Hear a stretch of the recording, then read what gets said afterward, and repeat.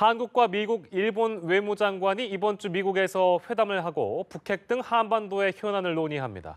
북한 인민군 창설일인 25일을 즈음해선 미 항공모함이 동해로 진입하는 등 이번 주가 북핵 현안을 포함한 한반도 정세의 중대 고비가 될 것으로 보입니다. 윤석희 기자의 보도입니다.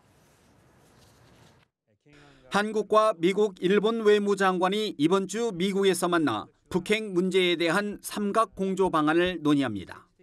이번 회담은 유엔 안전보장이사회 강요회의와 때를 같이 하는 것으로 오는 28일쯤 뉴욕에서 열릴 것으로 알려졌습니다.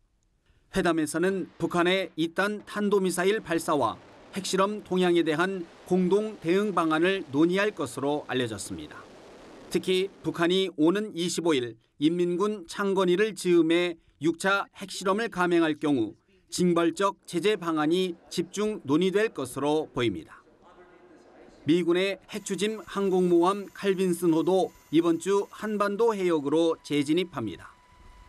호주를 방문 중인 마이크 펜스 미 부통령은 칼빈슨호가 수일 내 동해에 당도할 것이라고 공식 언급했습니다. 떠다니는 군사기지인 칼빈슨 항모 전단이 북한의 6차 핵실험 등 추가 도발을 억제하는 데 힘을 발휘할지 주목됩니다. 일각에서는 북한이 미국은 물론 중국으로부터도 압박을 받고 있는 만큼 쉽게 도발에 나서지 못할 것이란 관측이 나옵니다.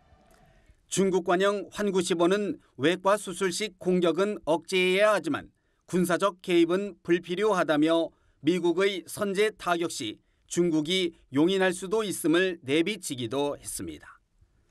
북한에 도발하지 말라는 강한 신호를 주는 동시에 미국에는 북한이 도발을 자제할 경우 압박 일변도의 대북 정책에서 협상 국면으로 전환하자는 이중 신호로 받아들여지고 있습니다.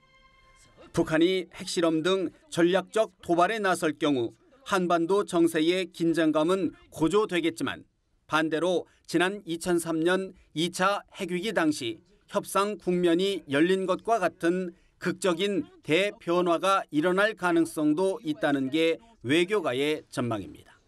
연합뉴스 TV 윤석입니다.